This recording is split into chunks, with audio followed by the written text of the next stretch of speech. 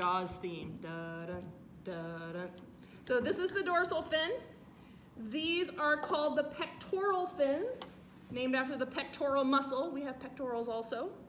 Back here at the bottom, we have pelvic fins. And then this big fin on the back is called the caudal or the tail fin. This is how they kind of get through the water.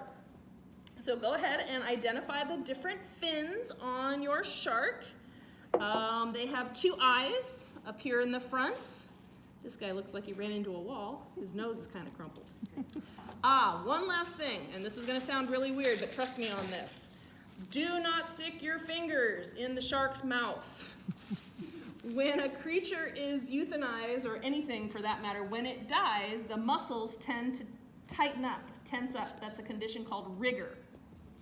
These have already gone through rigor, so when and if you happen to pry open the mouth, its natural state is going to want to close. If you stick your finger in there, yes, you will get bit.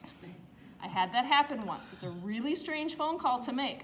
Yes, your son got bit by a dead shark, so yeah. So don't stick your finger in there, please.